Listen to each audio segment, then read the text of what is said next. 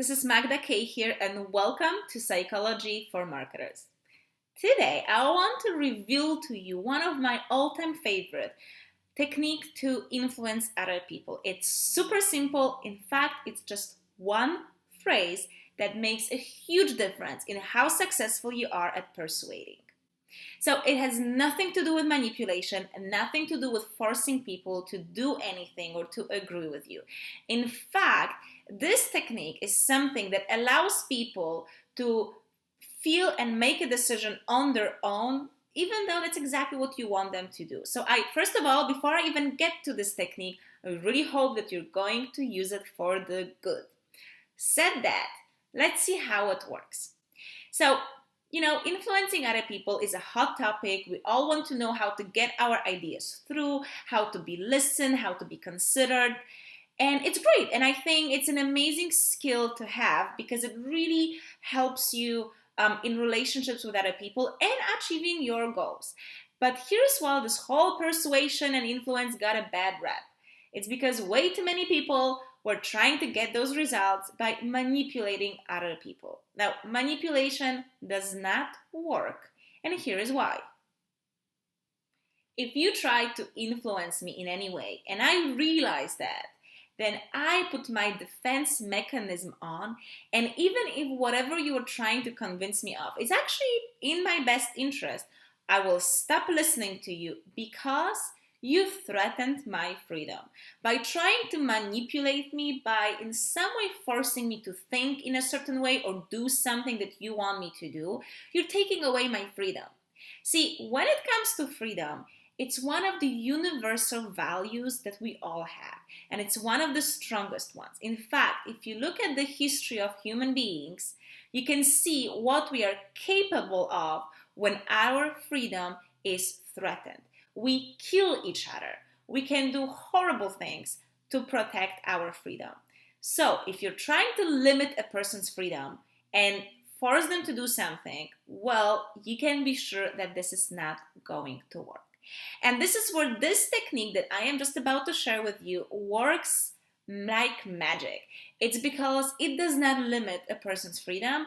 On the contrary, it emphasizes that the person has it. So you are, in a way, trying to influence somebody without taking away any of their free will. So how do you do that?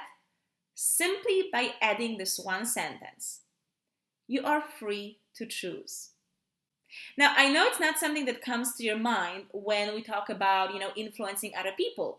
You would think that you're going to be more successful if you keep telling people, go, do it, it's the right way. It's a great choice. Other people do it. You should do it too. Well, yeah, it works. And, a lot of people are terrified to even open an opportunity for that person, a possibility of saying no. But if you feel confident enough, and if you won't let your fear of not getting what you want stop you, and you say this one sentence, of course, you're free to choose. You know what? That person is going to be much more likely to actually agree with you. Telling a person they have a right to say no increases the chances of them saying yes.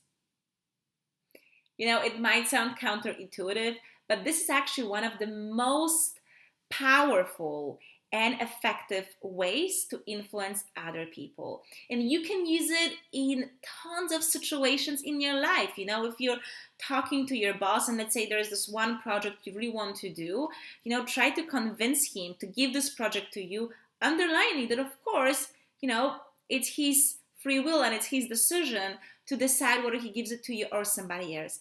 Use it when you want to get that promotion.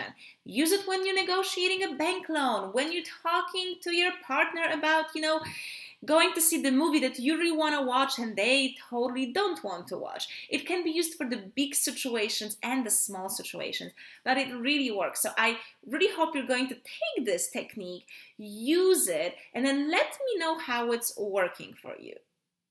Now, of course, it's going to work even better if you combine it with other techniques on persuasion. the one I just shared with you in this video, it's only one of the amazing tools that you can use. And you know, the most powerful tools out there for persuasion are just as simple as this one. It can be a particular word that you add to your sentences that make the whole difference. Or one phrase like the one that we just talked about. It can be something small that you do. You know, really, effective persuasion is not about manipulating, and it's not about anything complicated that you feel like could be too much for you. It's something that everybody can do. So because I really want you to have this knowledge, I do believe that if we know how to get in life what we want, how we can influence people, make friends, you know, build stronger connections, I think it hugely impacts the quality of your life and their lives. So because of that, I want you to have access to those techniques, and I want to invite you to try my best-selling program on persuasion, which is called The Power of Persuasion. We have over 1,000 students who have already enrolled and taken this course and been enjoying amazing results of using this simple yet extremely powerful technique. So I do invite you to check the program out, clicking on the link below this video. So when you click on this, it's going to open a new tab for you with all the information of what you will find in this program and also how you can enroll right now to get more techniques like the one I just shared with you in this video, just as simple and extremely powerful. And then I cannot wait to hear your success stories of using those techniques in your life. So I hope you like this video. I hope you like this technique and that you're going to try it out. If you like this video, please also share it with other people. And hey, maybe you're going to enroll in this product with some of your friends or your family members so you can all work on improving your persuasion skills. So thank you guys so much for watching this video, and I'll catch you next week with the next episode of Psychology for Marketers.